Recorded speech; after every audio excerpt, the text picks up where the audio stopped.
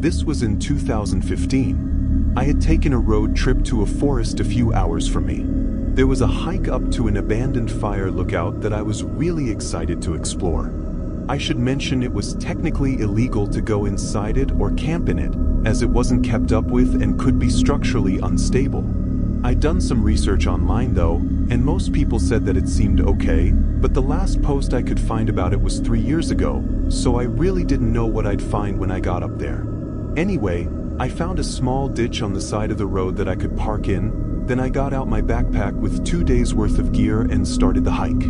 With trips like this, there aren't usually defined paths to get there, so I used a handheld satellite GPS that allowed me to make sure I was going the right way, but really the whole time I was just cutting through unknown terrain in the woods.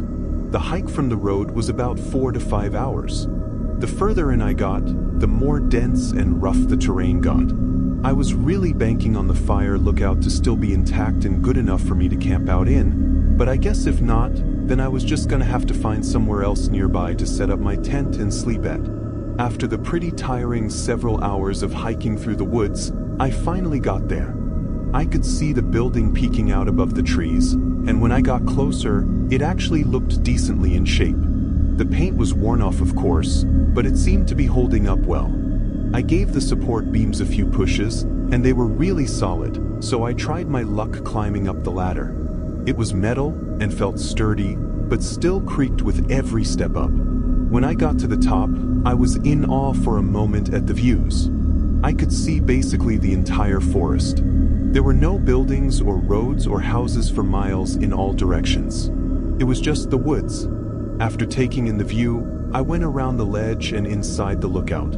It was really small, not like one of those big ones that you get turned into airbnbs or whatever. This was just one room, maybe 150 square feet. It had a decaying bed in the corner and an old wooden desk in the other corner, with rotting windows spanning the entire wall. There wasn't too much else to look at in there, so I put my bag down and rolled out my mattress and sleeping bag, then heated up a meal on my mini camping stove. Once the sun was setting, I walked out to the ledge and watched it. It was by far one of the best views I'd ever seen. I felt like it went by quick though, and then it was just darkness. It was cloudy out too, so no moonlight or stars were lighting up the sky. With nothing else to do though, I stayed sitting out on the ledge for a while. It was probably an hour into the night when I saw something below me.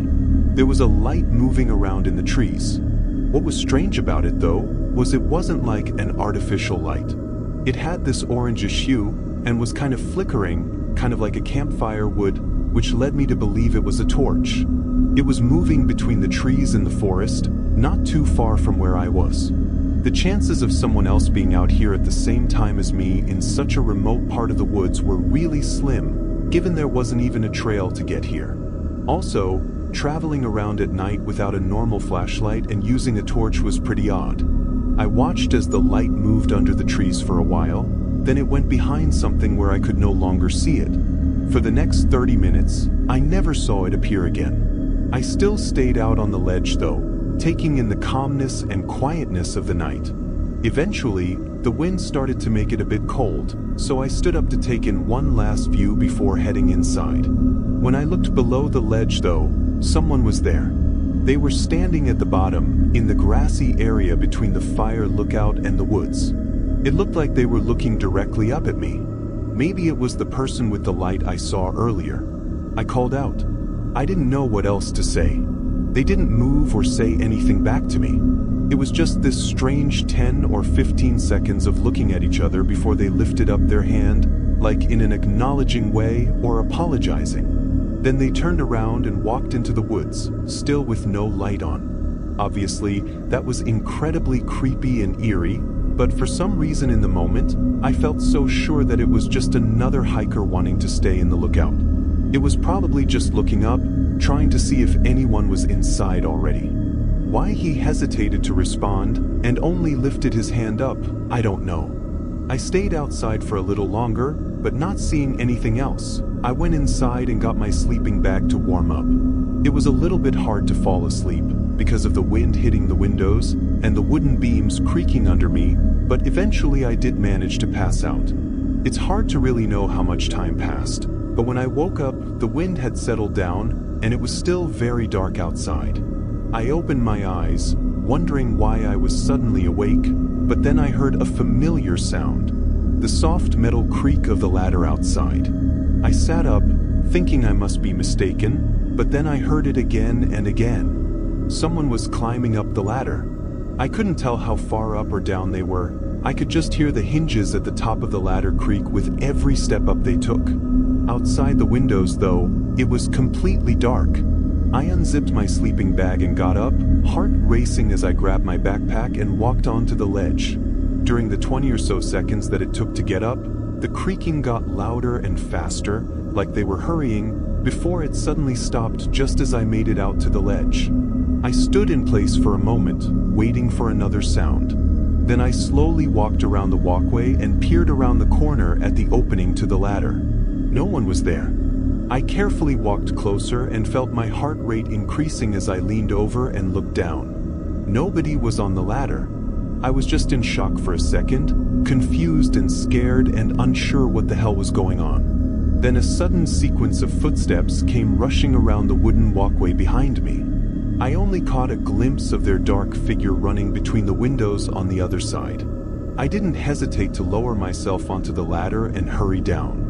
It was terrifying, trying to climb down the slippery metal ladder as my whole body was shaking from the adrenaline rush, with someone chasing right above me. I got halfway down before I saw their head peer out from above. I didn't stop until I got to the bottom and into the woods. Honestly, I don't know why I even grabbed my backpack when I got up to see what was going on, but it was the best decision I ever made. Maybe even saved my life. With my flashlight and GPS on me, I was able to hike my way out of there and back to my car. As far as I know, I wasn't followed. I drove away and never looked back.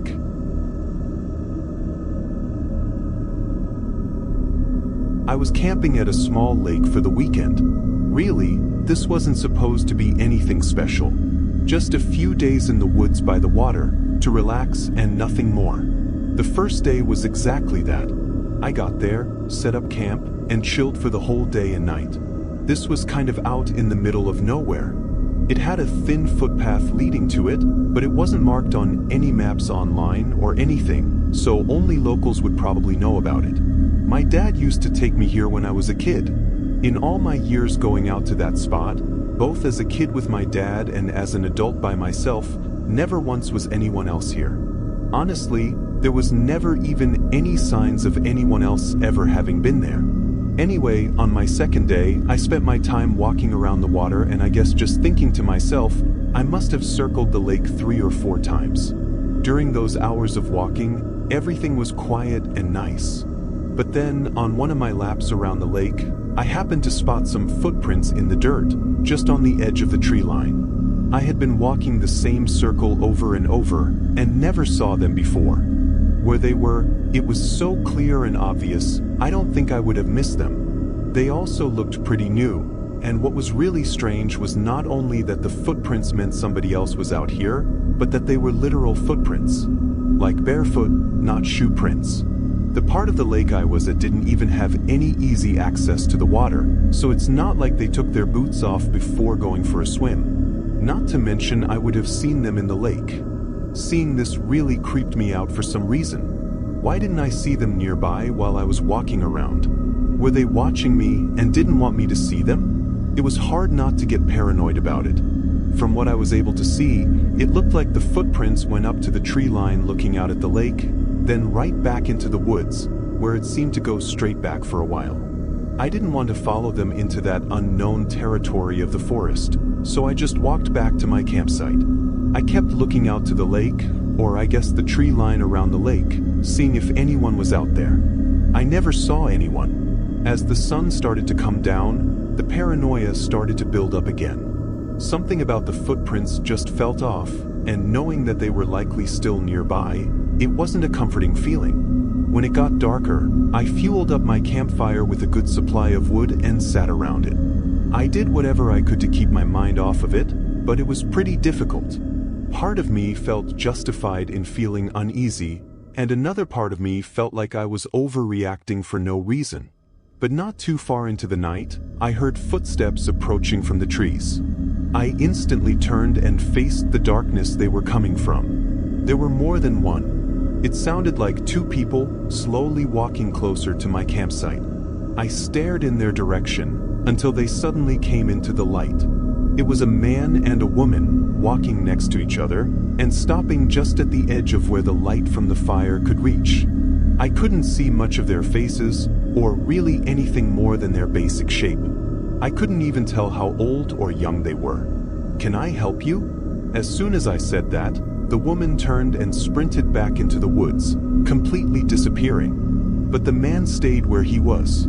He didn't move or even look back at the woman. It was about then that I looked down and realized he wasn't wearing any shoes. These were definitely the ones who were out by the lake. I asked again if I could help him, but then he too turned around and quietly walked back into the woods. I pretty much had an internal freakout after that. That was the most unsettling and strange encounter I'd ever had, almost not even feeling real. I didn't want to be in those woods for another second. I immediately started to pack my things. I'm not the kind of person to stick around when things get sketchy. Thankfully, my setup was easy to put up and take down, so I had everything tied down in my bag and ready to go within a few minutes. I didn't know where they went, but I didn't want to still be here if they came back. I kicked out all the unlit logs from the fire so it would burn out soon after I left. Then I hurried into the woods. The walk was nearly 2 hours. For the first 10 minutes, I was really on edge, unsure if I was being followed. But the further away I got, the better I felt. It was about 40 minutes into the walk. The whole woods was silent, not even any crickets or anything, when I suddenly heard running footsteps nearby. It was in the distance, maybe 100 feet from me, and it was definitely a person. I couldn't see anything, though, so I had to just keep walking. Only a few minutes later, I heard it again, this time on the other side of me. The footsteps seemed quieter than they should have been too, which led me to believe that they were running barefoot, and that it was the same two I'd seen at the lake. If they'd been stalking me this far into the woods, who knows what they were trying to do? For a while, I'd keep hearing running footsteps in the distance, just short bursts, like they were quietly stalking me, and then suddenly sprinting away. I can't think of anything that would have been more terrifying than that walk through the woods. Somehow, though, I made it back to my truck. I was able to make it out of there. I wish I had more to say, or that I figured out who that man and woman were, or what they were doing out there, but I have nothing. Maybe I'm insane, but sometimes I wonder if they were even alive or not. I don't know, and I'm not sure I want to. I never went back.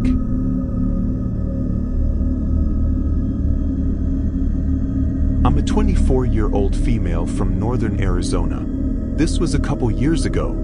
At the time, I was living out of a small camper van, traveling along the West Coast. There's a lot of different lifestyles people like to live in these types of vans or RVs. I always tried to keep out of the big cities and stick to small towns for camping in between destinations, but for the most part, I liked to camp out in the backcountry.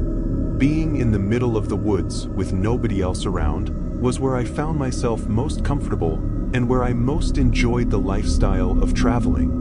I think part of it is that it was always safer to be out by yourself in the forest than it was to be stealth camping in a busy parking lot in the middle of a city. Don't get me wrong, it can still get creepy at night, but I always know I'm better off out there with nobody around. This week, I was slowly traveling between two big cities in Washington. I was taking my time, staying on the back roads and hunkering down at campsites for several days at a time. On this day, I pulled off the road and onto a small dirt trail going deep into the forest. There were a few pull-off spots, but none were taken, and it looked like nobody had been down here in a while, so I kept going, hoping to secure a larger and more scenic spot. At the end, there was a large circle to pull off on. It wasn't scenic, just surrounded by trees, but it was large and secluded and peaceful, and even had a stone circle in the middle for a campfire. I leveled out my van and parked. Since it was the middle of spring, it was raining pretty much every day here in Washington, so there wasn't much for me to do outside. I opened the side door to my van for some fresh air while I cooked a meal on my propane stove. It was around sunset, so I still had several hours before I'd be in bed. Over the next 30 minutes, the sun fell past the horizon and the rain started picking up. I shut the door to keep the water out and instead cracked open one of the small windows near the back of the van. I sat on the bed and watched a show on my laptop, but midway through it, a glare came in from the open window behind me. It was a light reflecting onto the screen of my laptop. Before I was able to react, it went away. It didn't move away, though. It turned off, as if someone switched the light off. When I turned around and looked out the window, I saw nothing. It was really dark and still pouring down outside. I had no way to know how far the light came from or what it even was. Being on a trail with other pull-off spots, I had to assume it was just another camper. Maybe there had lights that somehow found its way through the trees and shined into my window. Then they quickly turned their vehicle off. The only problem with that was the light didn't come from the road I came down. Behind my window was just trees. Maybe there was another trail I didn't know about. There wasn't much investigating I could do anyway, so I turned back around and went back on my laptop. Occasionally, I'd check out the windows or think I'd heard something outside, but with the rain clanking against the metal roof, it wasn't clear if I was actually hearing something or not. Every time I looked, though, I never saw anything to confirm that something was out there, so I didn't worry myself too much. I want to say it was about 10 or 11 when I decided to call it in for the night and tried to sleep. I turned off everything in the van, closed all the windows, and drew the shades. It was nearly pitch black inside. I got under the covers and tried to sleep. Usually, I didn't have much trouble at all, but tonight I just couldn't manage to fall asleep. Unfortunately, the rain picked up even more after an hour, and thunder started rolling in. It was very loud and made it impossible to even try to sleep. About 2 hours into the night, and through all the harsh rain and thunder, I swear I heard something move outside. It was just loud enough for me to know I really heard something. It sounded like someone or something running and kicking over a branch on the ground, somewhere just outside of my van. As soon as I heard it, there were no other sounds. It was so dark, I couldn't even see the ground beneath the window. The longer I looked out there, the more uneasy I felt. I just had this feeling like someone else was looking back at me. I put the window cover back down. I sat there and tried to tell myself I was overreacting. But only a minute later, I heard a voice. It was a male voice, kind of in a loud whisper, like they were talking to someone else. I sat in silence, too scared to open the covers and look out the windows again, knowing they'd probably see me if they hadn't already. However, they likely already could assume someone was in the van, which makes it all the more terrifying. There was a good 2 or 3 minutes where I didn't hear anything aside from the rain and thunder, before there was suddenly something outside the sliding side door to the van. It sounded like bending plastic, like someone was leaning against the side door. Then there was a knock. A few seconds later, they knocked again. Even though I was sure they knew I was in here already, I still was too scared to speak. Maybe they weren't sure how many people were inside, or if I was a man or a woman, so I felt safer not giving them anything and just staying quiet. A very disturbing and anxious 5 minutes went by, as the knocking continued every few seconds, without anyone saying anything. They had to be drenched by now, and probably couldn't see it all through this weather. But then they finally said something. "Sheriff's Department, open up." Well, I didn't believe that for a second. If it were true, why wouldn't they have said that from the beginning? They continued knocking and calling out different lines, all basically stating that they were an officer and I needed to open the door. This seemed like a desperate attempt to get me to open up without violence. I slowly lifted the window cover and looked out. All I could see was a dark figure moving near the door, but from the shape of it, it didn't look like he had any sort of law enforcement gear on, so I was sure this was about to get really bad. I debated in my head what to do for 30 seconds, as it felt like the knocking got more and more impatient, before I decided to risk getting into the driver's seat and trying to drive away. As soon as I went up there and turned the car on, I heard 2 sets of footsteps running up to the side of the van. I began pulling out just as a figure appeared in the window next to me. Thank God the van didn't get stuck and I was able to get out onto the trail. As I drove away, I never saw any other vehicle down the road, which makes the intentions of these unknown people likely really disturbing. I put in a report with the county, who of course said no officers were out there that night, but I never got any follow-up. Things could have gotten really bad out there, but I haven't had anything else happen since then.